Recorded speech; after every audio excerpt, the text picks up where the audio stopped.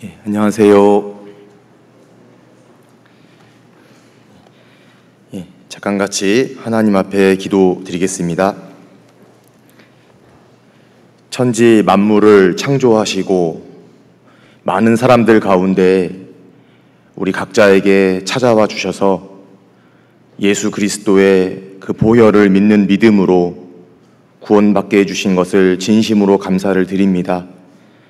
오늘 또 주일을 맞이해서 하나님 말씀 앞에 앉아 있습니다. 말씀으로 만물을 창조하셨고, 말씀으로 인류 역사를 주관해 가시고, 말씀으로 우리 각 사람의 영혼에 필요한 모든 교훈을 주심에 감사를 드립니다. 역사의 마지막을 살아가는 것 또한 말씀 통해 저희들 잘 알고 있습니다. 우리 각자가 하나님 앞에 깨어있는 그리스도인으로서 주님을 가장 사랑하는 마음으로 이 복음을 위하여 협력하고 또 전심전력하는 저희 모두가 되기를 기도합니다. 또 하나님 앞에 서 있습니다. 너무나 부족한 입술 하나님께서 도와주시고 이 시간 오직 하나님의 영광만 드러나고 하나님의 말씀만 드러나기를 간절히 원합니다. 듣는 분들의 모든 마음도 붙잡아 주시고 주 성령께서 각 사람에게 필요한 교훈으로 채워주시기를 간절히 기도드립니다. 모든 말씀의 시종을 주 성령께만 의지하오며 우리를 사랑하시는 고마우신 우리 구주 예수님의 이름으로 기도드렸습니다. 아멘. 성경 말씀 마가복음 5장 찾아보시겠습니다. 신약성경 마가복음 5장입니다.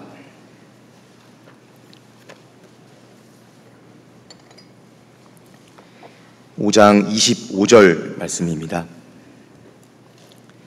마가복음 5장 25절부터 34절까지의 말씀입니다.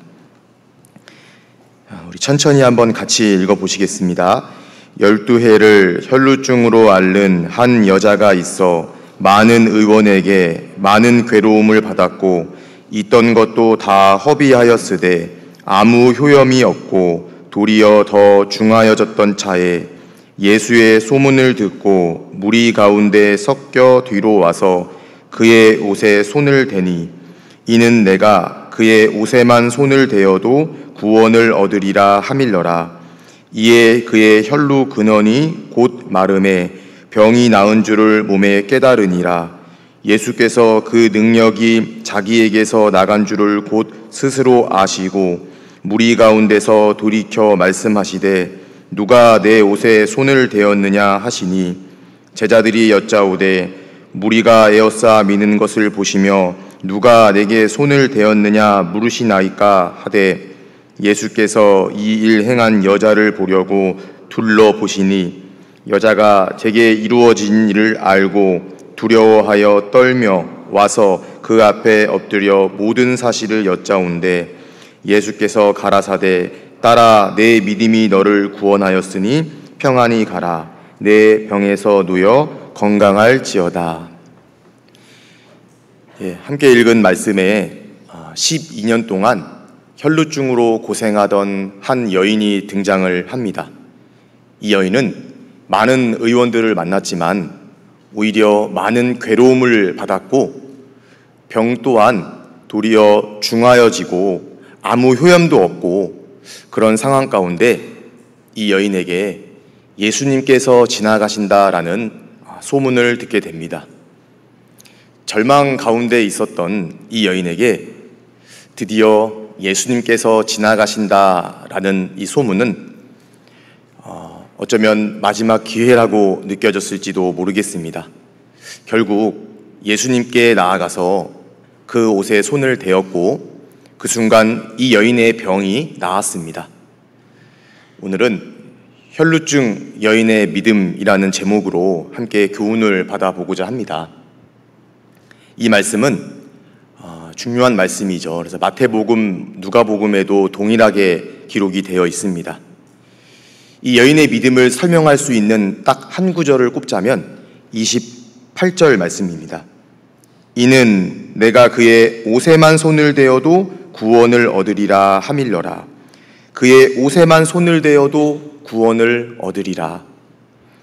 많은 무리가 예수님 주변에 따르고 있었고, 이 여인은 예수님을 직접 대면하지는 못하더라도 예수님 옷만 만져도 병이 나을 것이라는 확신이 있었습니다.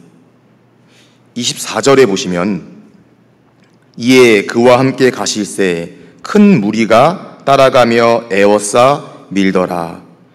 큰 무리가 예수님을 에워싸 밀고 있는 상황이었고, 그 사람들을 뚫고 들어가서 예수님 옷이라도 만지겠다라는 간절함, 동시에 만지기만 하면 나을 것이라는 확신이 있었습니다. 28절, 이는 내가 그의 옷에만 손을 대어도 구원을 얻으리라. 깊은 절망 가운데 이 여인은 예수님을 만나게 되었습니다. 사실 지금 이 모습은 구원받기 전 우리의 모습을 설명하고 있습니다. 우리 또한 죄라는 병에 걸려 있었고 아무도 이 죄병을 고쳐줄 수 없었습니다. 그 죄병은 아담으로부터 물려받은 고질적인 유전병이었습니다. 어떤 의사도 이 죄병을 고칠 수 없었고 어떤 선한 일로도 돈으로도 이 병을 치료할 수 없었습니다. 그러던 어느 날 우리 또한 죄병을 고칠 수 있는 유일한 의사 예수님을 만나게 되었습니다.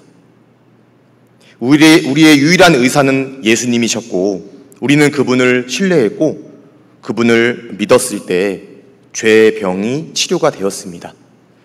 오늘 본문 말씀에 혈루 근원이 말랐다라고 말하고 있습니다. 그렇습니다. 우리도 혈루 근원, 영원한 완전히 이루어졌습니다. 영원한 구원으로 완벽하게 치료를 받게 되었습니다. 이제 우리는 그분을 가장 사랑하게 되었고 우리 신앙생활에도 오늘 이 본문 말씀에 큰 교훈을 주고 있는 내용들이 들어 있습니다. 오늘 이 시간 혈루증 앓는 여인의 믿음을 자세히 살펴보는 가운데 우리 각자가 신앙생활 가운데 적용해서 교훈을 받아보면 좋겠습니다. 25절부터 다시 보시면 12해를 혈루증으로 앓는 한 여자가 있어.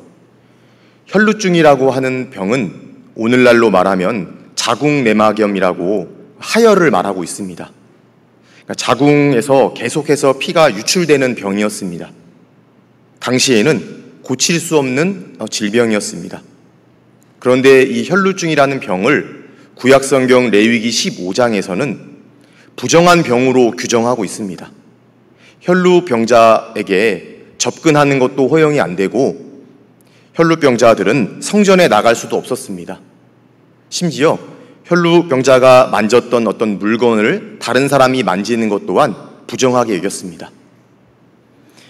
피가 계속해서 유출되었기 때문에 이 여인의 모습을 우리가 한번 상상해 볼까요? 12년 동안 피가 유출되고 있었습니다. 이 여인의 얼굴은 늘 창백해져 있는 얼굴로 하루하루 눈물로 보냈을 것입니다. 부정한 병이기 때문에 모든 사람에게 외면당했을 것이고 요즘 말로 하면 격리 조치 받고 늘 혼자 지냈어야 되는 그런 상황이었습니다. 또 사람들에게도 접근할 수도 없었죠. 이 여인은 절망 중에 어떤 최악의 상황에서 예수님이 지나가신다는 소문을 듣게 되었습니다. 이 여인에게는 이 소문은 마지막 기회였고 결국 사람들을 뚫고 들어가서 예수님의 옷에 손을 대었고 병은 낫게 되었습니다. 옷에만 손을 대어도 구원을 얻으리라. 오늘 이 여인의 믿음의 바탕에는 어떤 것들이 있었는지 딱 3가지만 살펴보도록 하겠습니다. 5장 27절, 예수의 소문을 듣고 무리 가운데 섞여 뒤로 와서 그의 옷에 손을 대니. 이 여인의 믿음 첫 번째는 깨어 기다리는 믿음이었습니다. 예수님을 깨어 기다렸기 때문에 그 예수님이 지나가신다는 소문을 붙잡을 수 있었습니다. 먼저는 27절에 보면 예수의 소문을 듣고 그리고 와서, 그리고 손을 대니, 소문을 듣는 것으로 시작해서 믿음이 생겼습니다. 그 믿음으로 와서 손을 대었습니다. 듣는 자는 살아나리라. 너희는 내게 나와 들으라. 믿음은 들음에서 나며, 믿음의 귀는 굉장히 중요하죠.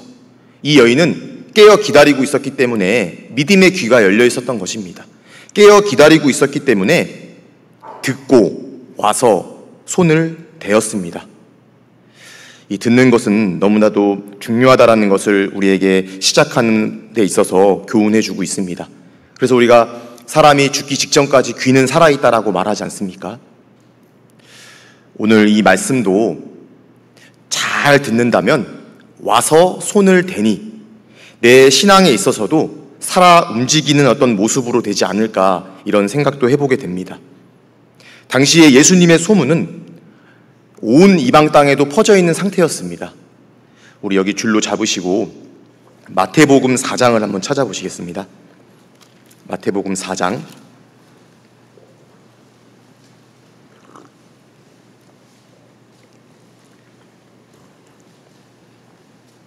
24절, 25절 말씀입니다. 그의 소문이 온 수리아에 퍼진지라. 사람들이 모든 앓는 자, 곧 각색 병과 고통에 걸린 자, 귀신 들린 자, 간질하는 자, 중풍병자들을 데려오니 저희를 고치시더라. 갈릴리와 데가볼리와 예루살렘과 유대와 요단강 건너편에서 허다한 무리가 조치으니라. 당시 예수님의 소문은 온 수리아에 퍼졌습니다. 갈릴리 지역을 포함해서 이방 땅에도 다 퍼졌고, 각색 병자, 귀신 들린 자, 중풍병자, 허다한 무리가 예수님 주변을 따르고 있었습니다. 예수님만 만나면 이런 어떤 병도 다 나을 것이라는 그런 소문들이 돌고 있었을 상황이었습니다. 이 여인에게도 그 소문은 들려왔습니다.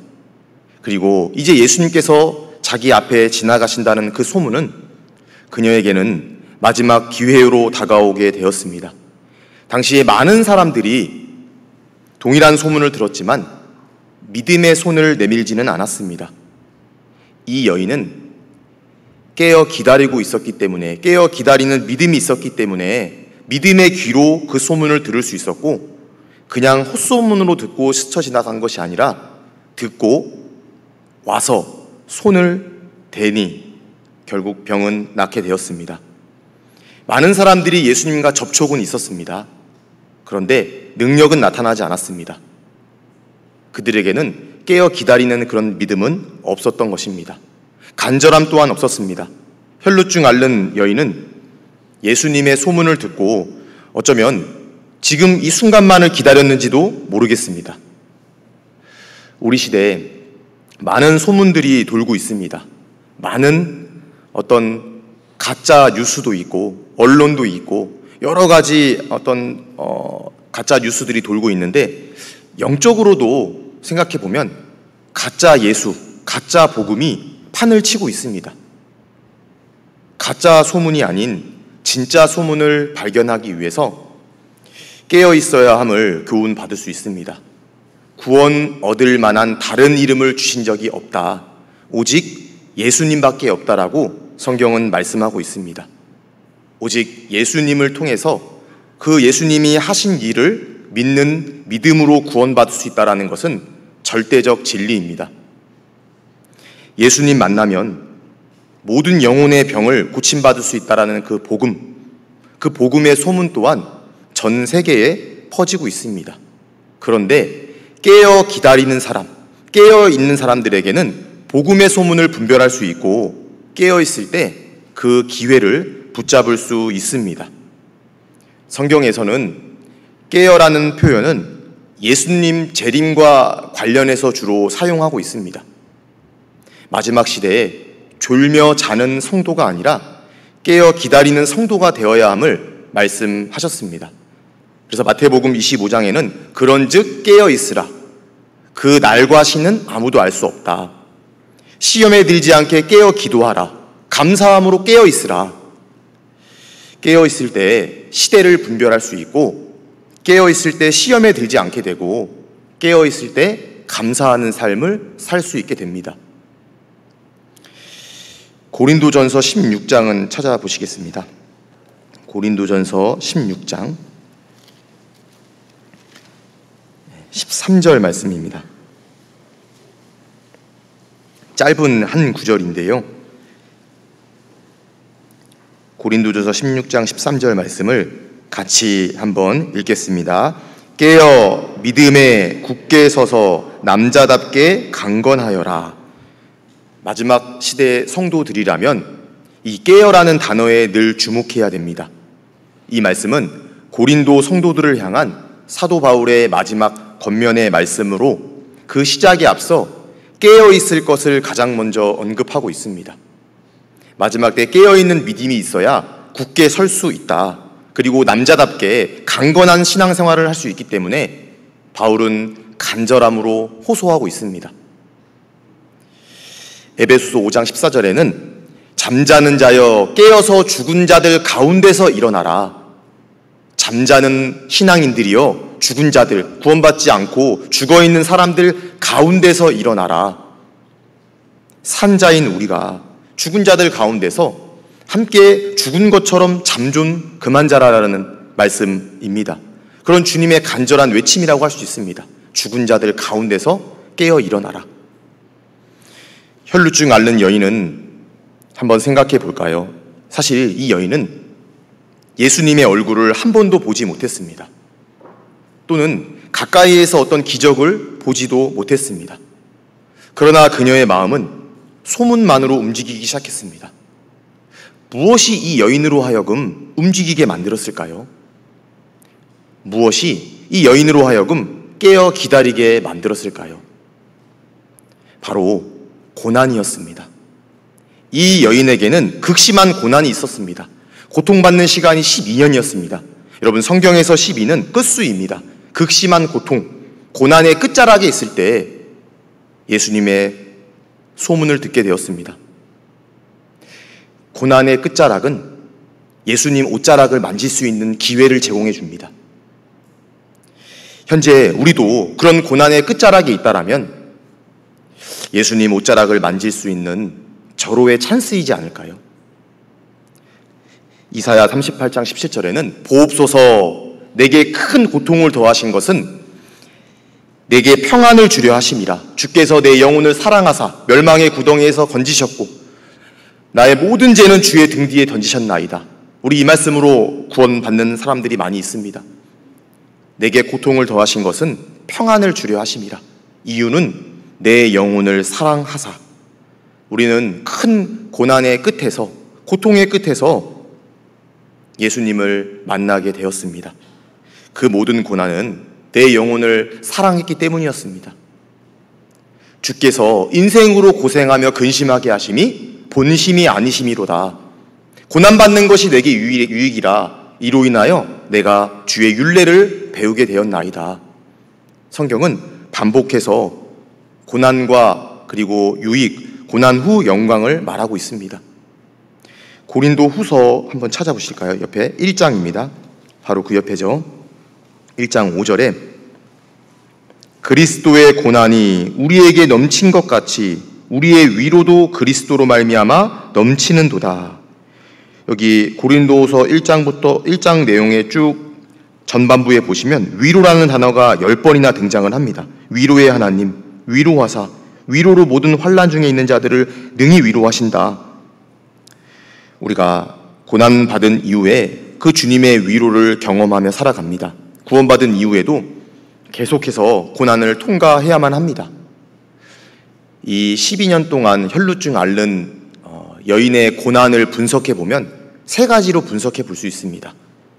첫 번째는 물질로 인한 고난이었죠. 그리고 또 하나는 건강을 잃었습니다. 그리고 사람을 잃었습니다.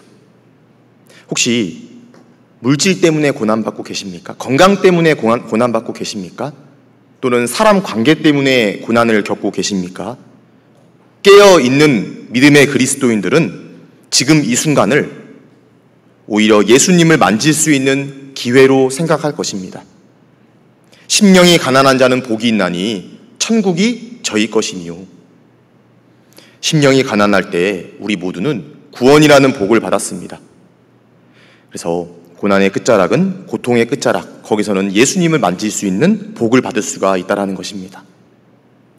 지금도 말씀을 통해 예수님의 능력이 얼마나 놀라운지를 소문으로 전달되고 있습니다.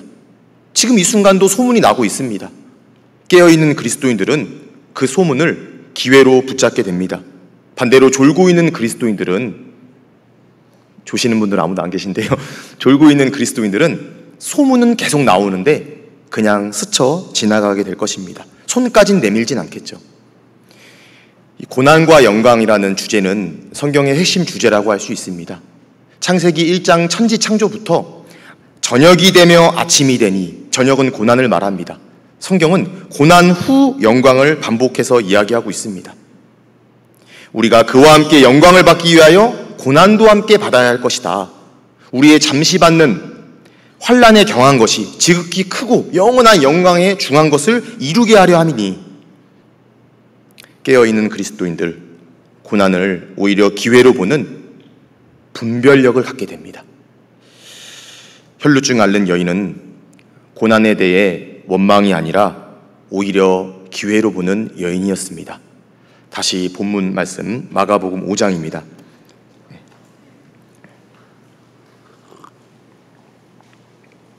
27절. 예수의 소문을 듣고 무리 가운데 섞여 뒤로 와서 그의 옷에 손을 대니, 그 누가복음 9장에도 동일하게 옷가에 손을 대었다. 마태복음 9장에도 겉옷을 만졌다, 이렇게 표현을 하고 있습니다. 같은 사건을 똑같이 직접 만진 것을 표현하고 있습니다. 예수님 주변에 많은 사람들이 둘러싸여 있었지만 사실은 이 여인의 상황 가운데는 예수님 옷에 손을 대는 것은 굉장히 어려운 일이었습니다. 우리 마태복음 한번 찾아보실까요? 마태복음 9장입니다.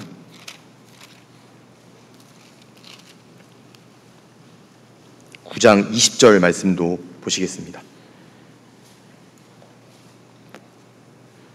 12해를 혈루증으로 앓는 여자가 예수의 뒤로 와서 그 겉옷가를 만지니, 쉬운 성경에는 이 겉옷가를 옷자락이라고 표현하고 있습니다.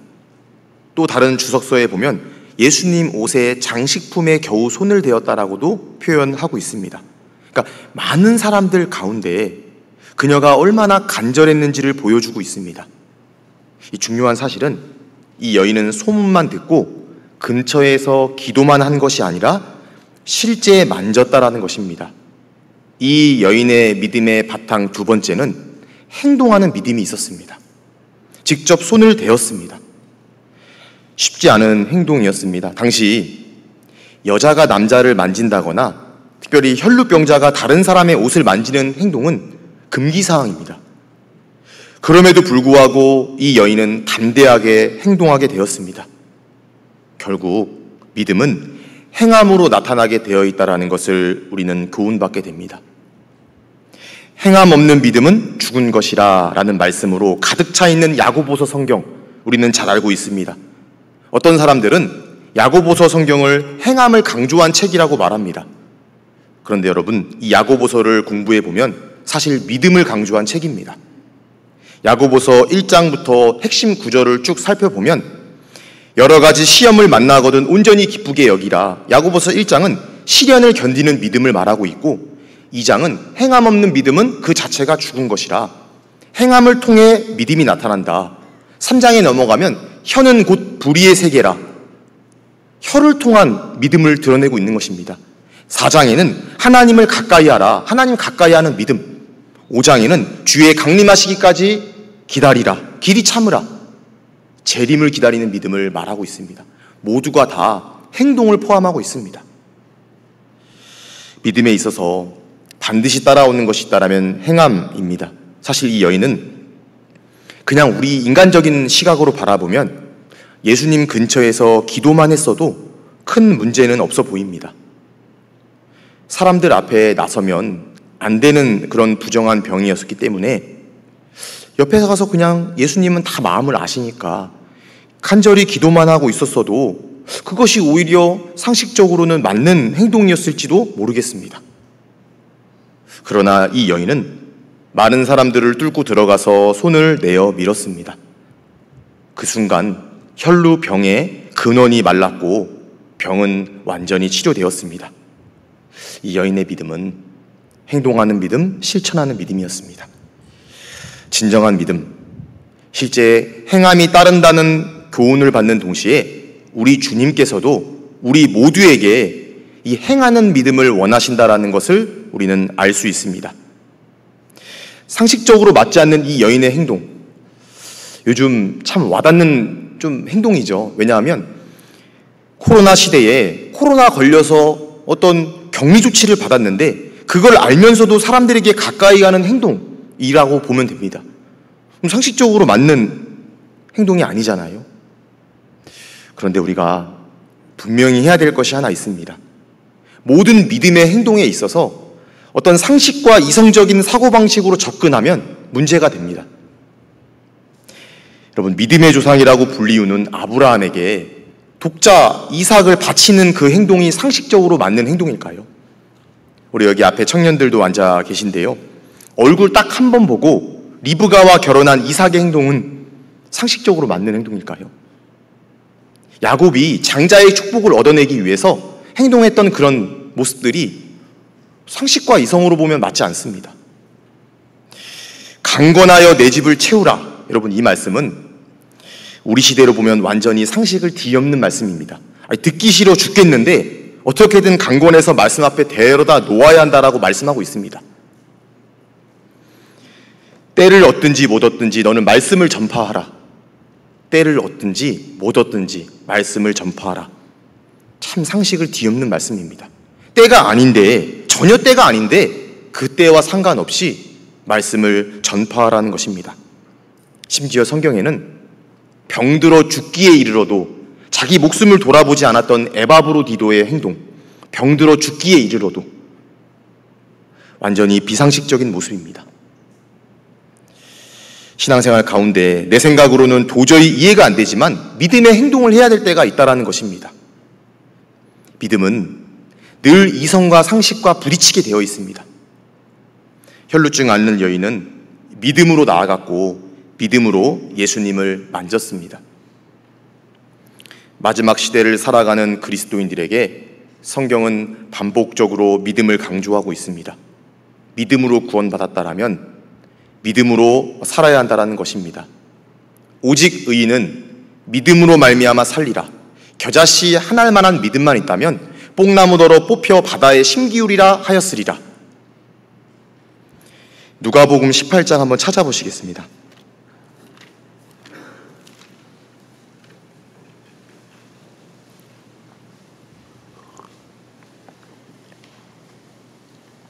누가복음 18장 8절 말씀입니다.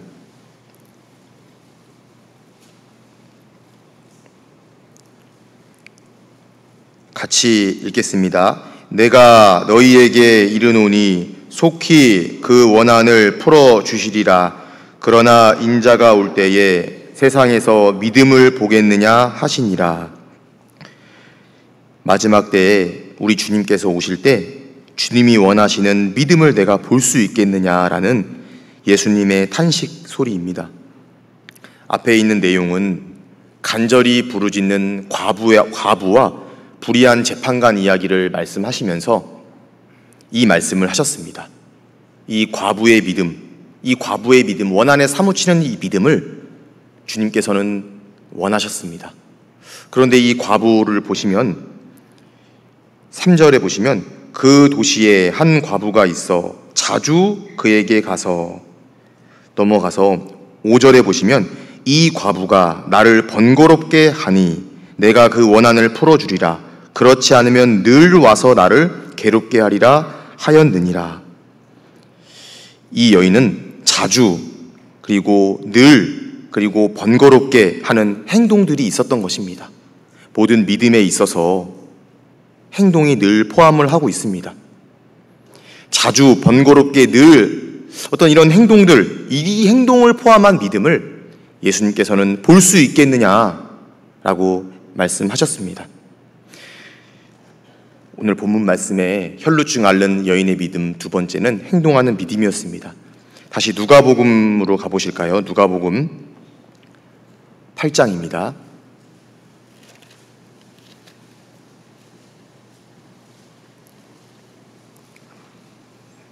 8장 44절. 예수의 뒤로 와서 그 옷가에 손을 대니 혈루증이 즉시 그쳤더라. 즉시 그쳤더라. 옷을 대는 순간 즉시 그쳤습니다. 혈루 근원이 말랐습니다. 완전히 치료가 되었습니다.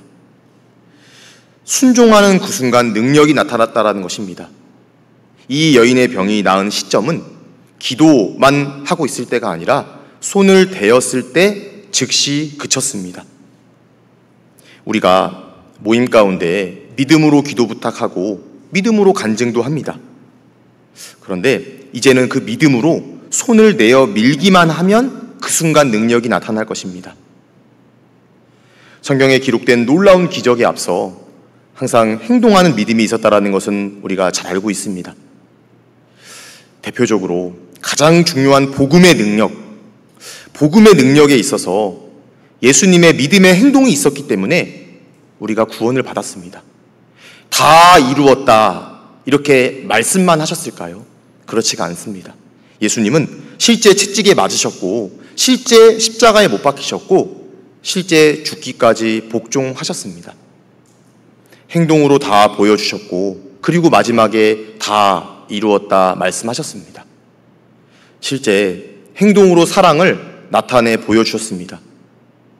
십자가에서 죽는 그 순간 성소 휘장이 위에서 아래로 찢어졌고 땅이 진동하고 바위가 터지고 하나님의 능력이 나타났습니다. 그 하나님의 능력, 그 복음의 능력으로 오늘날까지 구원 역사는 계속되고 있습니다. 그 역사 가운데 저와 여러분들 또한 그 복음의 능력으로 지금 이 자리에 앉아 계십니다. 로마서 5장 8절을 찾아보시겠습니다.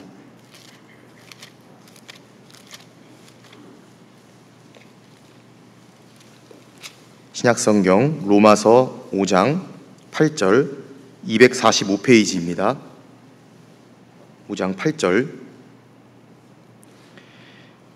이 말씀 한번 우리 같이 읽어보실까요? 우리가 아직 죄인 되었을 때에 그리스도께서 우리를 위하여 죽으심으로 하나님께서 우리에게 대한 자기의 사랑을 확증하셨느니라. 죽으심으로 하나님께서 자기의 정말 우리를 정말 사랑하는 그 사랑을 확증해 주셨습니다. 사랑은 여기 있으니 우리가 하나님을 사랑한 것이 아니요 오직 하나님이 우리를 사랑하사 우리 죄를 위하여 화목제로 그 아들을 보내셨다. 하나님께서도 직접 독생자 아들을 보내주셨고 예수님도 실제 십자가에서 순종함으로 행동으로 우리를 사랑하신다라는 것을 확증해 주셨습니다. 예수님의 이 행동하는 믿음을 통해 우리가 감동을 받지 않습니까? 예수님의 이 행동하는 믿음을 통해 우리가 변화를 받습니다. 마찬가지로 우리의 행동하는 믿음을 통해 주님의 능력이 계속 이어지게 된다는 것입니다. 우리 모든 삶 속에 실제 순종했을 때 능력을 경험할 수 있다는 교훈을 우리는 받게 됩니다. 특별히 전도했을 때 어떨까요?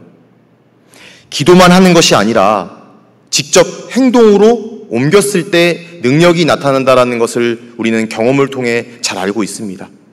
고린도전서 1장 18절에는 십자가의 도가 멸망하는 자들에게는 미련한 것이요 구원을 얻는 우리에게는 하나님의 능력이라.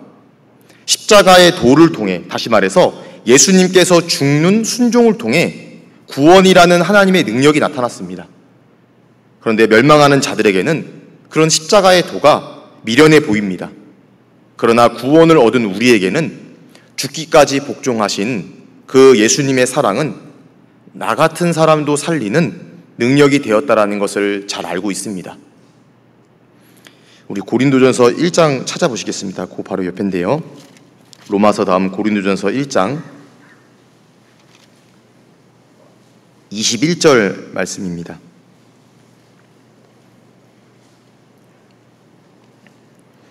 하나님의 지혜에 있어서는 이 세상이 자기 지혜로 하나님을 알지 못하는 고로 하나님께서 전도에 미련한 것으로 믿는 자들을 구원하시기를 기뻐하셨도다. 전도라는 말 자체도 십자가의 도를 행동으로 전하는 것이죠. 이 전도라는 방법이 미련해 보일 수 있지만 하나님은 그 전도라는 방법을 기뻐하신다라고 말씀하고 있습니다. 사람을 통해 하나님의 능력을 나타내 보여주시는데 직접 발로 움직이고 입술을 열고 전할 때 하나님의 능력이 나타난다라는 것입니다. 로마서 10장 15절에 보면 아름답도다 좋은 소식을 전하는 발이여 함과 같으리라. 연결된 말씀으로 이사야 52장에는 산을 넘는 발이 어찌 그리 아름다운고, 그러니까 복음을 전하는 데 있어서 아름다운 발이라고 말하고 있습니다. 발은 움직이고 행동하는 것을 말하고 있습니다. 특별히 산을 넘는 발, 수고하는 발, 희생하는 발, 그 발을 통해서 직접 하나님의 능력이 나타난다는 것입니다. 여러분, 우리 모두에게도 이런 산을 넘는 발이 있었습니다. 누군가 먼저 구원을 받고 산을 넘는 수고를 통해 우리 모두가 구원을 받았습니다. 구원받은 이후에도 말썽꾸러기와 같은 저와 여러분들을 정말 그 산을 넘는 발이 있었기에 지금까지 이렇게 신앙생활을 하고 있습니다. 여러분들께도 그런 아름다운 발이 있지 않았습니까? 산을 넘는 그 수고의 발이 있었기에 우리는 지금 이 자리에 앉아 있습니다. 그래서 다른 사람이 그 산을 넘어서 나에게 직접 행동으로 전도했듯이 우리도 이제는 그 산을 넘는 아름다운 발이 되어야 함을 교훈해 줍니다. 그 옷가에 손을 대니 혈루증이 즉시 그쳤더라. 옷가에 손을 대니 혈루증이 그쳤다. 손을 대는 행동까지가 얼마나 중요한지를 교훈해 주고 있습니다. 우리 시대에 정말 이 손을 대는 믿음의 행동은 사실 전도뿐만 아니라 모든 신앙생활 가운데 절실히 필요한 때라는 것을 우리는 잘 알고 있습니다. 믿음에 있어서 큰 모순이 있다라면 믿음으로 구원받았다라고 말은 하는데 또 간증하는 사람도 많은데 실제 믿음의 행동은 나오지 않고 있다라는 것입니다. 주일날 교회당에 참석하시는 분들은 많이 계신데 말씀대로 순종하는 일꾼은 줄어들고 있습니다. 우리 시대에 이 혈루증 앓는 여인의 행동, 이 믿음의 행동이 절실히 요구되고 있습니다. 그렇다면 어떻게 해야 이 여인처럼 상식을 뛰어넘는 순종을 할 수 있을까요? 예수님의 옷을 만졌던 이 여인의 행동은 우리 시대로 보면 말씀을 만지는 것으로 교훈받을 수 있습니다. 요한복음 1장 1절에는 태초에 말씀이 계시니라, 이 말씀이 우리와 함께 계셨으니 이 말씀은 곧 하나님이다. 그리고 넘어가서 14절에는 말씀이 육신이 되어 우리 가운데 거하시며, 말씀은 예수님, 말씀은 하나님. 말씀을 만지는 것, 예수님을 만지는 것 동일하다고 말씀드릴 수 있습니다. 성경을 읽고 듣고 묵상하는 것, 이것이 예수님을 만지는 거라고 말씀드릴 수 있습니다. 예수님의 이 옷자락이라도 만지려고 했던 이 여인의 간절함, 바꿔 말하면 말씀 한 구절이라도 만지려는 우리의 간절함도 필요하지 않을까요? 이 여인의 간절함에는 손을 내어미는 행동이 있었습니다. 말씀에 대한 간절함과 함께 직접 움직이는 행동까지가 필요함을 말씀하고 있습니다. 그래서 우리 말씀 만지기 위해서 조금 더 말씀에 가까이 오시는 게 어떨까 싶습니다. 그 옛날 다윗은 왕이었음에도 불구하고 말씀을 상징하는 법궤가 예루살렘으로 들어올 때 그 법궤 앞에서 어린아이처럼 기뻐 춤을 추었다라고 사무엘하 6장에 말씀하고 있습니다. 그때 그 다윗의 아내 미갈은 그런 다윗의 모습을 보고 심중에 업신 여겼습니다. 그 결과 죽는 날까지 자식이 없는 저주를 받게 됩니다.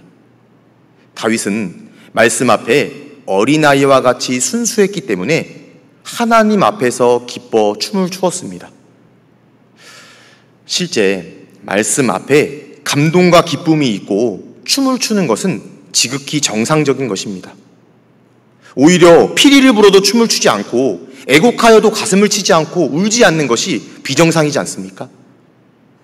말씀을 만지는 일에 있어서 실제 말씀에 가까이 듣는 것도 중요하고 더 나아가 어린아이와 같이 낮은 마음으로 순수한 마음으로 말씀을 들을 때 상식을 뛰어넘는 믿음의 행동을 취할 수 있을 것입니다. 다윗도 왕이었지만 마음은 어린아이와 같이 순수했기 때문에 말씀 앞에 기뻐하고 춤을 추는 믿음의 행동이 있었습니다. 오늘날에도 두 가지 모습의 그리스도인이 있을 수 있습니다. 말씀 앞에 기뻐 춤을 추는 다윗도 있고 그 모습을 오히려 심중에 업신여기는 미갈도 있을 수 있습니다. 예수님 당시에 어린아이를 통해서 많은 가르침을 주셨습니다. 마태, 마가, 누가복음에 동일하게 어린아이와 같이 되어야 천국에 갈 수 있고 어린아이와 같이 되어야 천국에서는 큰 자다 이렇게 말씀하셨습니다. 심지어 예수님께서는 그냥 말로만 어린아이를 이야기하셔도 되는데 아이를 직접 제자들 가운데 불러다 놓고 아이를 직접 안으시며 제자들에게 가르쳐 주셨습니다. 왜 이렇게까지 하셨을까요? 이 아이들을 통해서 꼭 배워야 할 특징이 있기 때문에 그렇습니다.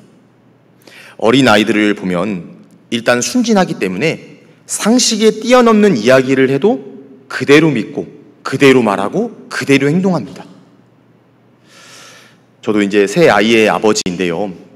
저도 우리 아이들이 어렸을 때 제가 아빠는 헐크 주사를 맞아서 힘주면 헐크로 변신하고 몸도 초록색으로 변해 이렇게 장난을 쳤습니다. 그리고 아이들하고 놀아주면서 아빠는 헐크다 힘주어서 놀아주기도 했죠. 그런데 하루는 저희 아이가 7살 때 그 어린이집 행사가 있어서 그쪽에 이제 방문하게 되었는데 제 아들의 친구들이 저를 보자마자 헐크다 하고 다 도망가는 겁니다. 제 아들은 실제로 아빠를 헐크로 알았던 겁니다. 지금도 물어보면 7살 때까지는 아빠가 헐크로 변신할 줄 알았답니다. 친구들이 어린아이 같은 마음, 또 제 아들도 어린아이와 같은 마음이 있었기 때문에 그것이 너무 확실했기 때문에 그대로 말하고 그대로 행동했던 것이었습니다.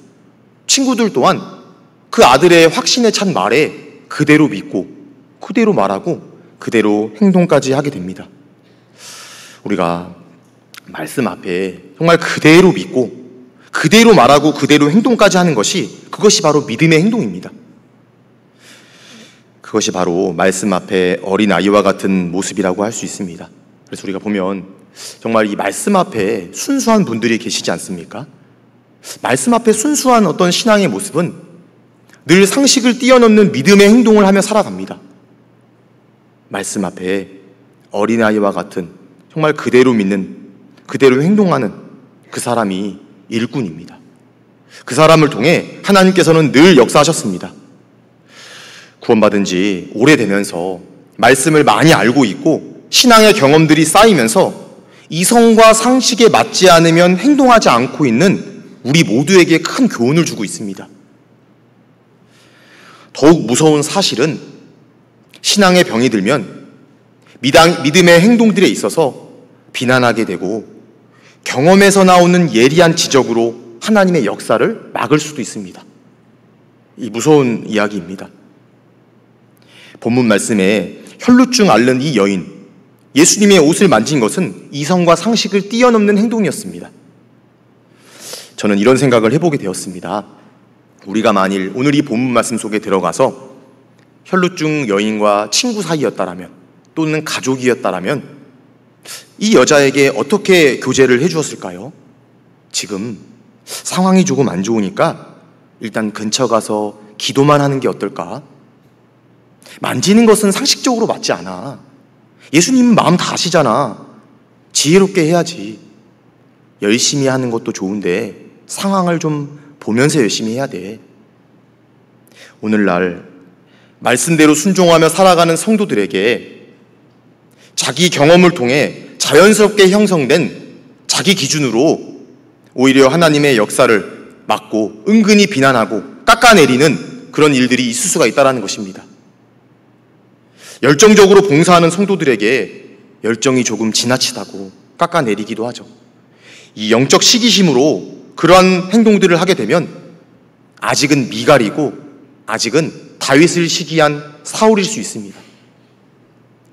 신앙의 세계에서는 어린아이와 같이 순수한 열정은 너무나 필요한 것이고 그것이 맞습니다. 말씀 앞에 순수하게 춤을 추고 기뻐하는 것, 이것은 지극히 정상적인 모습입니다. 오히려 말씀 앞에 자기 경험과 이성으로 움직이지 않는 것이 비정상이지 않습니까? 혈루증 앓는 여인의 믿음, 실제 행동하는 믿음이었고, 교회사를 살펴봐도 실제 그 순교당한 수천만 명의 역사를 보십시오. 믿음의 행동, 이해할 수 없는 믿음의 행동들이었습니다. 우리 또한 말씀을 가까이 만지는 가운데 어린아이와 같이 말씀 그대로 순종한다면 그 사람을 통해 하나님께서는 놀라운 역사, 주님의 능력을 보여주실 것입니다. 다시 줄로 표시한 마가복음 5장 보시겠습니다.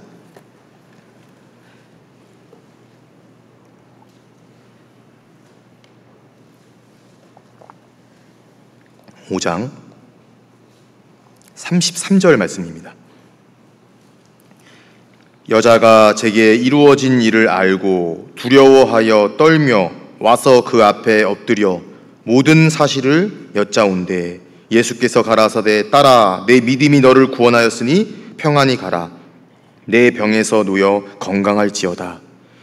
결국 이 여인은 예수님과 모든 사람 앞에서 자신의 혈류병이 나은 사실을 고백하게 되었습니다. 누가복음 8장에는 모든 사람 앞에서 고백했다라고 기록하고 있습니다. 그 고백을 듣고 예수님께서는 딸아 내 믿음이 너를 구원했느니라 이제 평안히 가라. 이 여인의 믿음을 인정해 주셨고 결국 이 여인은 영혼 구원까지 받게 되었습니다. 혈루증 앓는 여인의 믿음의 그 바탕 세 번째는 고백하는 믿음이 있었다는 겁니다. 고침받고 그냥 돌아간 것이 아니라 돌아와서 예수님 앞에 엎드렸고 그리고 감사하다라는 고백을 한 것입니다. 모든 사람들 앞에서 이 여인은 고백했습니다. 여러분 사실 이 여인의 병이 언제 나았죠? 그 전에 예수님 옷에 손을 대었을 때 근원이 말랐다라고 기록하고 있습니다. 어쩌면 많은 사람들이 에워싸 밀고 있었고 손을 대는 순간 병이 나았고 슬그머니 빠져나올 수도 있지 않았겠습니까? 그런데 이 여인은 모든 사람 앞에서 또 주님 앞에서 그 사실을 고백했습니다.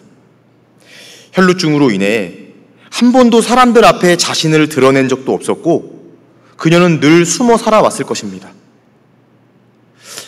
요즘 말로 하면 아마도 우울증이나 대인기피증이 걸렸을지 않았을까요? 그럼에도 불구하고 그녀는 예수님 발 아래 엎드리게 되었습니다. 예수님은 말씀하셨습니다. 누가 내 옷에 손을 대었느냐? 이 이야기를 듣는 그 순간 어쩌면 이 여인에게는 가장 큰 고민을 하게 만드는 질문이었을 수도 있습니다. 그녀는 예수님과 모든 사람들 앞에 나서기로 결단하게 됩니다. 그리고 모든 사실을 고백하게 됩니다. 믿음은 예수님을 포함해서 모든 사람 앞에서 당당히 고백하는 믿음이 되어야 됩니다. 마음으로 믿어 의에 이르고 입으로 시인하여 구원에 이른다. 마음으로 믿으면 입으로는 시인할 수밖에 없다라는 말씀입니다. 어떤 분들은 믿음에 대해서 오히려 부끄러워하고 혼자만 알고 있고 혼자만 조용히 신앙생활하는 분들이 계십니다. 믿음은 모든 사람 앞에서 공표하는 것입니다. 우리 신앙에 있어서 모든 사람들 앞에 당당히 고백하는 모습이 필요합니다. 가정에서, 직장에서, 주변의 모든 사람들 앞에서 내가 구원받았고 신앙생활하고 있다라는 그 사실, 혹시 그 사실조차 모른다라고 한다면 온전한 믿음의 모습은 아니라고 할 수 있습니다. 이 여인은 공개적으로 믿음을 고백했고 예수님도 공개적으로 이 여인의 믿음을 인정해 주셨습니다. 34절 예수께서 가라사대 딸아 내 믿음이 너를 구원하였으니 평안히 가라. 믿음을 부끄러워한다면 예수님도 그 사람을 부끄러워하신다 말씀하셨습니다. 우리 여기 마가복음 8장 뒤에 넘어가서 8장 보시면요, 8장 38절에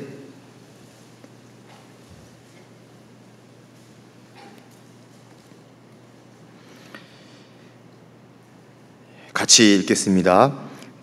누구든지 이 음란하고 죄 많은 세대에서 나와 내 말을 부끄러워하면 인자도 아버지의 영광으로 거룩한 천사들과 함께 올 때에 그 사람을 부끄러워하리라.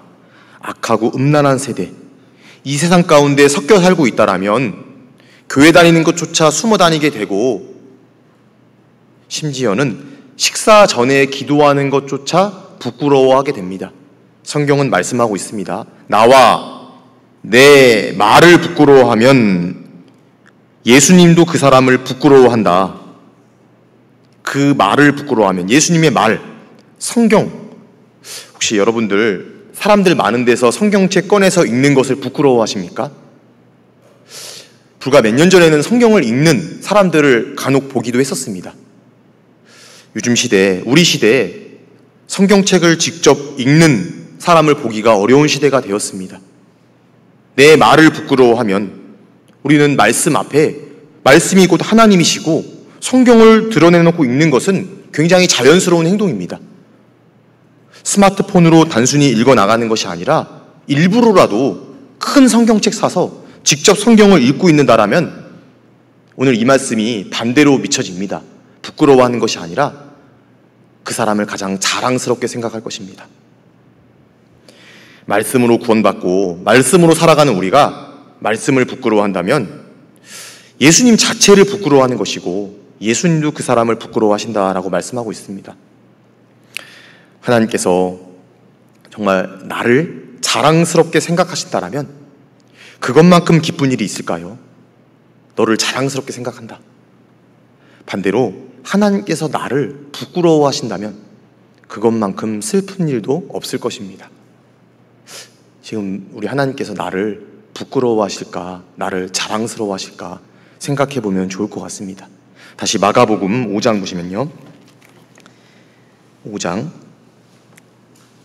30절 예수께서 그 능력이 자기에게서 나간 줄을 곧 스스로 아시고 무리 가운데서 돌이켜 말씀하시되 누가 내 옷에 손을 대었느냐 하시니, 제자들이 여짜오되 무리가 에어싸 미는 것을 보시며 누가 내게 손을 대었느냐 물으시나이까 하되, 이 당시의 상황을 잘 설명해 주고 있습니다.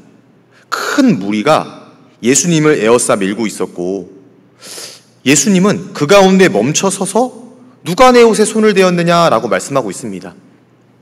제자들은 말하는 겁니다. 많은 사람들이 에어싸 밀고 있습니다.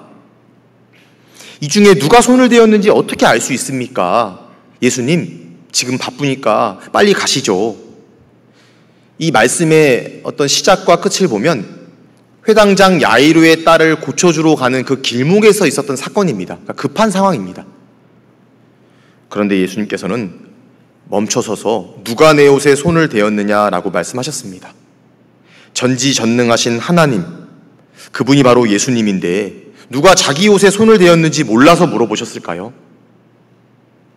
그냥 여인의 이름을 따뜻하게 불러주면서 내 믿음이 너를 구원했느니라 평안히 가라 이렇게 말씀하셨어도 자연스러웠을 것 같은데 우리 주님께서는 그렇게 하지 않으셨습니다. 우리 주님은 이 여인의 믿음의 고백을 듣고 싶어 하셨습니다. 결국 이 여인은 모든 사람들 앞에서 자신의 믿음을 고백하게 되었죠. 우리 누가복음 8장 보실까요?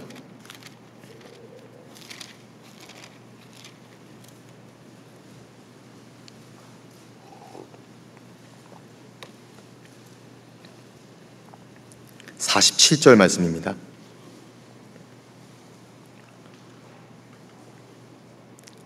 여자가 스스로 숨기지 못할 줄을 알고 떨며 나아와 엎드려 그 손댄 연고와 곧 나은 것을 모든 사람 앞에서 고하니, 정확하게 믿음으로 손을 대었던 연고도 말했고, 손을 대는 즉시 곧 나은 것도 고백했습니다. 손을 댄 연고와 우리 주님께서 우리에게 지금 동일하게 원하시는 것이 있다면, 내가 믿게 된 연고, 그리고 어떻게 구원받았는지를 모든 사람 앞에서 고백하기를 원하십니다. 그리스도인들을 성경에서는 빛으로 표현하고 있습니다. 그냥 빛이 아니라 산 위에서 비추는 빛이고, 등경 위에서 모든 사람에게 비추어야 될 빛이라고 말씀하셨습니다. 빛으로 오신 예수님을 우리는 만났고, 이제는 우리가 모든 사람 앞에 빛을 비추는 인생이 되어야 합니다. 이 천국 복음이 모든 민족에게 증거되고 온 세상에 전파되는 것이 하나님의 뜻이고, 그 일을 위해 지금 우리 교회도 전 세계로 복음을 들고 나가고 있습니다.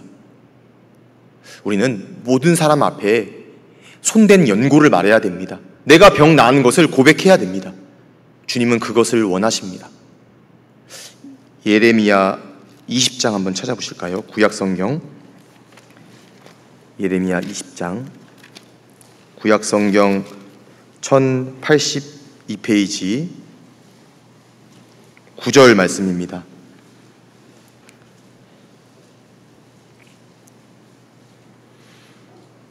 예레미야 20장 9절 말씀,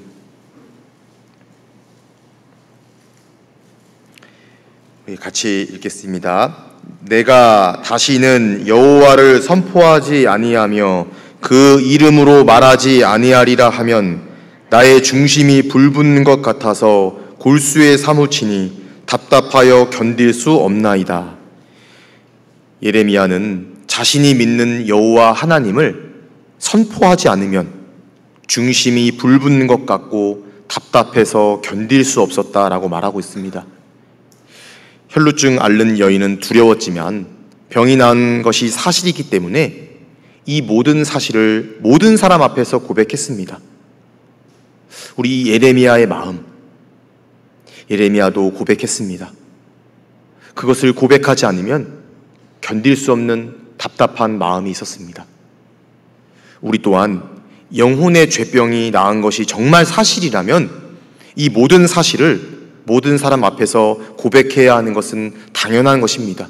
죽을 병에 걸렸는데 어떤 약을 먹고 살아났다. 당연히 그 약을 전해주어야 되지 않을까요? 우리 시대 분위기를 보면 사람을 지나치게 의식하는 문화가 자리 잡혀 있습니다. 피해를 주지 않고 피해받지 않으려는 그런 개인주의가 가득 차고 있습니다. 복음을 전하는 데 있어서도 사람을 지나치게 의식하고 사람을 지나치게 두려워하고 사람 관계가 깨질까 봐 이것을 고백하지 않는, 말을 꺼내지 않는 경우가 많이 있습니다. 그 이유가 다 무엇일까요? 마음이 슬프고 아프지 않기 때문에, 다시 말해서 사랑이 식어져 가고 있기 때문에 그렇습니다. 우리 예레미야 4장 보실까요? 예레미야 4장 19절 말씀입니다.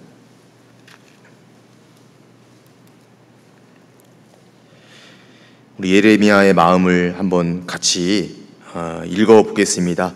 슬프고 아프다. 내 마음속이 아프고 내 마음이 답답하여 잠잠할 수 없으니 이는 나의 심령 내가 나팔 소리와 전쟁의 경보를 들음이로다. 예레미야 선지자는 자기 동족의 그 임박한 멸망에 대해서 불타는 마음이 있었습니다. 그의 마음은 슬프고 아팠습니다. 답답해서 잠잠할 수가 없었습니다. 예레미야 마음속에는 애끓는 사랑이 있었던 것입니다. 여기 나팔 소리와 전쟁 경보를 들음이로다. 예레미야는 그 경보를 들었습니다. 심령에서 그 경보를 들었습니다. 지금 우리 시대에 지옥에 대한 경보가 우리에게 들리고 있습니다. 여러분, 우리 시대만큼 지옥에 대한 경보가 크게 울렸던 적이 있습니까? 지금 코로나로 온역으로 인해 경보가 울리고 있습니다. 여러 가지 온난화라는 경보도 울리고 있습니다. 유대인 귀환이라는 놀라운 메시지가 경보음으로 우리 심령에 울리고 있습니다. 그런데 입을 열지 않고 있습니다. 지금 이 시간에도 하나님의 말씀을 통해서 비상, 경보, 발령을 선포하고 있는 겁니다. 지금 비상이라고. 그런데 입을 열지 않고 있습니다. 그 이유가 슬프고 아프고 이런 마음들이 없기 때문입니다. 여기 말씀에 속이 아프고 내 마음이 답답하다, 마음속이 아프다, 슬프고 아프다라는 이 말을 히브리어로 보면 창자가 뜯어지는 고통을 말합니다. 다시 말하면 자식을 눈앞에서 잃은 어머니의 마음을 표현하고 있는 것입니다.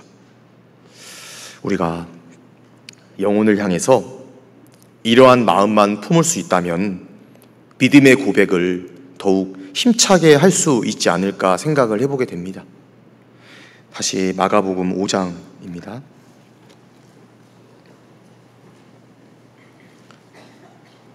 (5장 33절) 여자가 제게 이루어진 일을 알고 두려워하여 떨며 와서 그 앞에 엎드려 모든 사실을 여짜온대. 여기 예수님 앞에 엎드렸습니다. 혈루증 앓는 여인은 두려워 떨며 예수님 앞에 엎드렸습니다. 그리고 손을 댄 연고와 병 나은 것을 고백했습니다. 주변에 이 모습을 보고, 이 광경을 보고 모든 사람들은 깜짝 놀랐을 것입니다. 그녀의 고백을 통해 하나님께 영광이 돌아가는 그런 모습입니다. 예수님 앞에 엎드린 이 모습, 하나님께 영광 돌리는 모습이지 않습니까? 그녀는 혈루증이 나아서 기뻤고 동시에 하나님께 영광이 되어서 더욱 기뻤을 것입니다.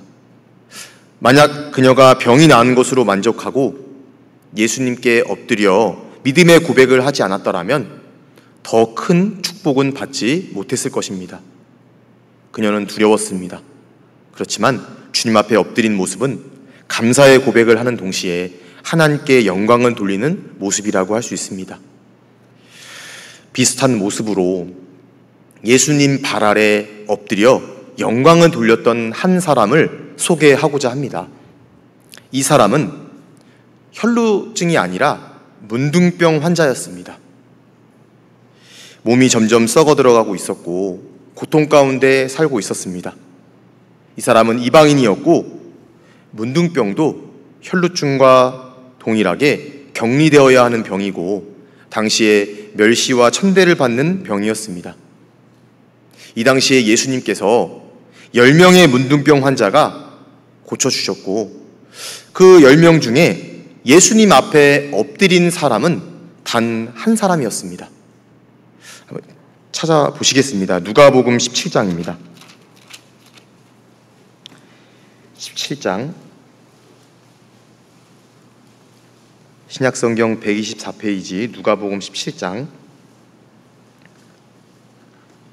16절 보시면요. 예수의 발 아래 엎드렸습니다. 살해하니 저는 사마리아인이라. 예수께서 대답하여 가라사대 10사람이 다 깨끗함을 받지 아니하였느냐? 그 9은 어디 있느냐? 이 이방인 외에는 하나님께 영광을 돌리러 돌아온 자가 없느냐 하시고 그에게 이르시되 일어나 가라. 내 믿음이 너를 구원하였느니라 하시더라. 오늘 본문에 따라 내 믿음이 너를 구원하였느니라. 동일한 모습을 연상하게 만들어줍니다. 당시 10명의 문둥병 환자를 고쳐주셨는데 단 한 사람만 주님 발 아래 엎드려 있습니다. 이 한 사람만 믿음의 고백을 했고 이 한 사람만 영혼 구원까지 받게 되었습니다. 예수의 발 아래 돌아오지 않았던 9명의 사람들은 육신의 병은 고침받았지만 영혼 구원까지는 받지 못했습니다. 본문 말씀에 혈루증 앓는 여인 또한 많은 사람들이 예수님과 접촉이 있었지만 이 여인만 병이 나았고 이 여인만 영혼 구원까지 받게 되었습니다. 믿음이 얼마나 중요한지를 우리에게 말하는 동시에 예수님께서 실제 예수님 앞에 돌아와서 엎드려 영광을 돌리는 삶이 중요하다는 것을 교훈해주고 있습니다. 문둥병 고침받은 그 10명 중에 단 한 사람만 주님 앞에 돌아왔다는 것은 무엇을 말하고 있을까요? 우리 마지막 시대에 다 적용해 볼 수 있습니다. 구원받았다라고 말하는 사람은 9명. 그 사실을 고백하는 사람은 단 1명뿐입니다. 다수와 소수입니다. 병고침 받아서 좋아하는 사람은 9명입니다. 그런데 실제 주님 앞에 엎드린 사람은 단 1명뿐입니다. 주님 발 아래 엎드린 이 모습, 주님을 섬기겠다라는 모습이지 않습니까? 동시에 주님께 영광을 돌리는 모습입니다. 여러분, 9대 1입니다. 나는 현재 어느 쪽에 속해 있는지 한번 스스로에게 질문을 던져보게 됩니다. 우리 주님께서는 17절에 예수께서 대답하여 가라사대 10사람이 다 깨끗함을 받지 아니하였느냐. 뒤에 같이 읽어보실까요? 그 9은 어디 있느냐. 그 9명을, 그 한 사람을, 그 믿음의 고백을 하는 그 한 사람을 주님은 찾고 계십니다. 여러분, 이 한 사람을 우리는 특별한 사람이 아니라 정상적인 그리스도인이라고 말합니다. 그 한 사람에게 동일하게 말씀하실 겁니다. 일어나 가라. 사명을 주시죠. 따라, 내 믿음이 너를 구원하였느니라. 너희 섬길 자를 오늘날 택하라. 오직 나와 내 집은 여호와를 섬기겠노라. 다수를 기뻐하지 않으신다라고 말씀하셨고, 적은 무리여 두려워 말라 말씀하셨습니다. 우리는 9명의 편에 설 것인지 1명 편에 설 것인지 스스로 선택을 해야 됩니다. 마지막 시대 성도들은 천국 가는 것은 좋은데 주님 앞에 엎드리는 것은 싫어합니다. 구원받은 것은 좋은데 희생하는 것은 싫어합니다. 주일 말씀 듣는 것은 좋은데 수요 말씀 듣는 것은 조금 싫어하죠. 세상 사람들은 지금 다수결 사상으로 팽배해져 있습니다. 평등 사상의 기초에서 가장 합리적일 때 그것을 진리라고 말하지 않습니까? 그것이 어떻게 절대적인 진리가 될 수 있을까요? 대다수가 구원만 좋아하고 주님 앞에 엎드리는 것은 싫어한다고 해서 그것이 진리일까요? 대다수가 적당히 살아간다라고 해서 그것은 절대 진리가 될 수 없습니다. 성경은 명확한 기준이고 절대적 진리입니다. 전 세계 78억 명이 네라고 대답할 때 성경은 아니라고 한다면 아닌 것입니다. 시편 138편 보시면 한번 찾아보실까요? 시편 138편.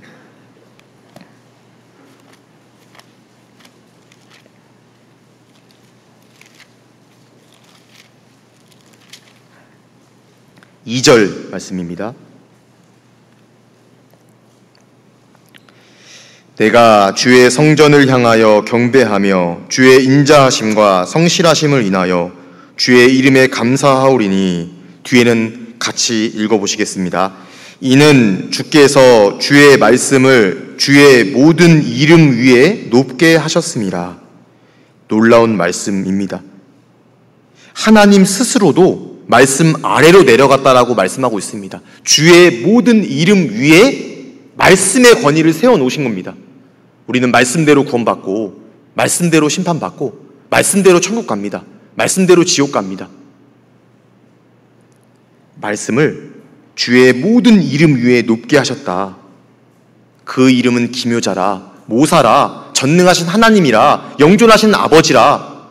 그 모든 이름, 임마누엘의 하나님, 에베네셀의 하나님, 모든 이름 위에 말씀을 더 높여 놓으셨다라고 지금 이야기하고 있습니다. 지금 우리는 그 말씀 앞에 앉아 계십니다. 우리는 오늘 본문 말씀 속에서 이 여인을 향한 예수님의 마음은 어떠했을까? 이 부분도 우리가 생각해 볼 수 있습니다. 예수님의 마음은 어떠했을까요? 많은 사람들이 에워싸 미는 가운데 사실 예수님을 만진 사람들은 많았을 텐데 예수님 마음속에는 오직 믿음을 가진 이 한 여인만 바라보고 있었습니다. 그 여인을 기다리셨습니다. 누가 내 옷에 손을 대었느냐라는 말씀과 함께 이미 예수님의 마음과 시선은 그녀에게 향하고 있었습니다. 뭇사람의 마음을 다 아시는 주라는 표현처럼 지금 이 여인의 마음을 다 알고 계셨지만 모든 사람 앞에서 이 여인이 용기 있게 고백하기를 기다려주셨습니다. 사실 이 여인이 주님을 간절히 기다린 것도 맞습니다. 동시에 주님도 이 여인을 간절히 찾으신 것도 맞습니다. 어쩌면 주님은 의도적으로 그녀의 앞을 지나가셨는지도 모르겠습니다. 엎드려 있는 이 여인의 감정 상태도 생각해 볼까요? 병은 나았습니다. 그런데 오랜 시간 격리되어 있었습니다. 사람들 앞에서 어떤 말을 한다거나 자신을 드러낸다는 것은 굉장히 어려운 일이었습니다. 그런 그녀를 누구보다도 잘 아시는 우리 주님께서 모든 사람 앞에 고백하는 것을 통해 병 고침 플러스 마음까지 회복시켜 주셨습니다. 딸아, 내 믿음이 너를 구원했느라. 이제 평안히 가라. 그동안 본문의 이 여인은 단 한 번도 인정받지 못하고 살았습니다. 그런 그녀를 예수님께서 인정해 주셨습니다. 이 말씀을 듣는 순간 이 여인의 마음은 어떠했을까요?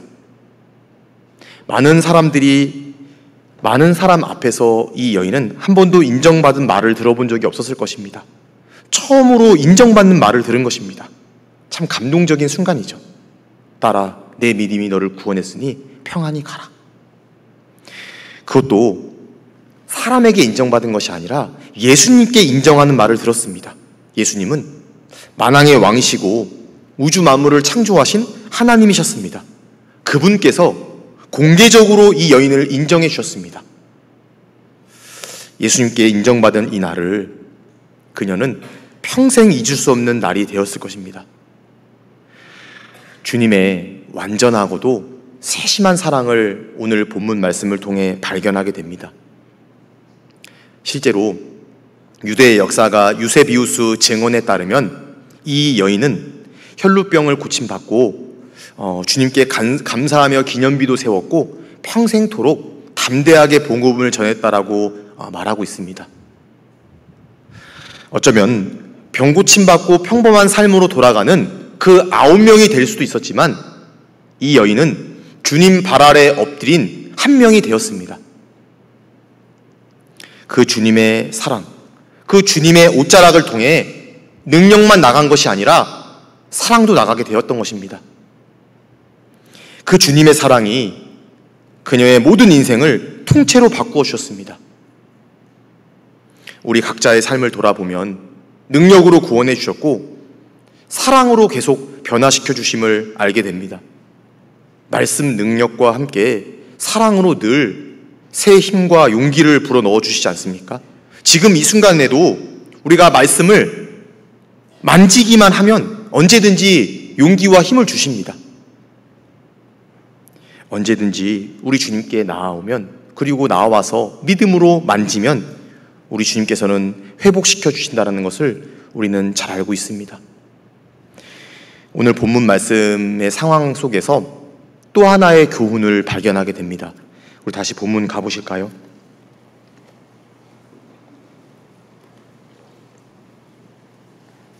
마가복음 5장입니다.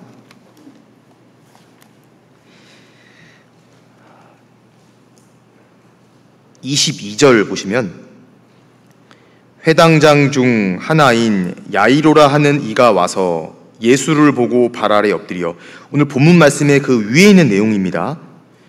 23절, 많이 간구하여 가로되 내 어린 딸이 죽게 되었사오니 오셔서 그 위에 손을 얹으사 그로 구원을 얻어 살게 하소서 하거늘. 여기 당시의 사건은 회당장 중 하나인 야이로의 딸, 그 죽음에 가까웠던 이 야이로의 딸을 고치러 가는 길목에서 혈루증 여인을 만나게 되었습니다. 35절 보시면 아직 말씀하실 때에 회당장의 집에서 사람들이 와서 가로되 당신의 딸이 죽었나이다. 결국 이 혈루증 여인 때문에 회당장 야이로의 딸이 죽음을 맞이하게 되었습니다. 그런데 그 뒤의 내용을 보면 물론 우리 주님께서는 그 야이로의 딸을 죽은 자를 살려주시는 내용으로 마무리가 됩니다. 굉장히 오늘 본문 말씀은 급한 상황이었다는 것을 알 수 있습니다. 빨리 가지 않으면 야이로의 딸이 죽을 수도 있는 그런 상황이었습니다. 결국 혈루증 앓는 여인으로 인해 시간이 지연되었고 야이로의 딸이 죽게 되지 않았습니까? 그런데 결론은 어떠했습니까? 상황은 안 좋아지는 것 같았지만 하나님께서는 더 큰 놀라운 이적을 보여주셨습니다. 우리가 여기서 한 가지 알 수 있는 것은 시간이 급한 것은 사람 쪽입니다. 예수님께서는 시간에 전혀 연연하지 않으시는 분입니다. 이 주님께서는 시공간을 초월하신 분이고 시공간을 만드신 분이구나. 이것을 알게 되지 않습니까? 나는 알파와 오메가요, 처음과 나중이요, 시작과 끝이다. 이렇게 말씀하셨습니다. 문제는 시간 속에 사는 우리가 예수님을 시간 속에 넣어서 자꾸 생각을 하는 것이 문제입니다. 하나님은 시간 자체를 만드셨고 시간 자체를 어떤 그 자체에 얽매이시는 분이 아니십니다. 하나님은 하나님의 때에 하나님의 방법으로 일하시는 분이십니다. 바로 그 하나님의 방법대로 일하시는 것을 우리가 알기 위해서 필요한 것이 믿음이라는 것입니다. 그러니까 성경은 오늘 본문 말씀을 포함한 모든 내용에 있어서 믿음을 강조하고 있습니다. 믿음은 시간 속에 사는 우리에게 시간을 초월하게 만들어줍니다. 믿음은 당장의 상황을 크게 보게 하는 것이 아니라 하나님의 말씀을 크게 보게 만들어줍니다. 믿음은 정말 하나님의 어떤 그 시간과 때를 알 수 없지만 믿음으로 우리가 바라보게 되면, 거기에 믿음이 들어가면 낙심하지 않게 됩니다. 우리 모든 기도의 제목에 있어서 우리가 낙심하지 않을 수 있는 이유는 단 한 가지, 믿음입니다. 하나님은 하나님의 때가 딱 있습니다. 그 하나님의 방법으로 고쳐주실 것입니다. 믿음의 눈으로 바라보고 우리 편에서 포기하지 않으면 하나님은 언제든지 자신의 때에 자신의 방법으로 우리 모든 기도의 제목들을 이루어 주실 것입니다. 우리 갈라디아서 6장을 찾아보실까요?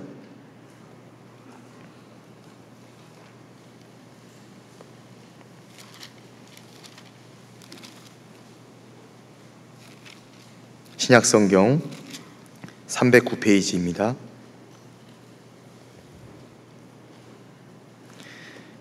갈라디아서 6장 9절 말씀입니다. 같이 한번 읽겠습니다. 우리가 선을 행하되 낙심하지 말지니 피곤하지 아니하면 때가 이름에 거두리라.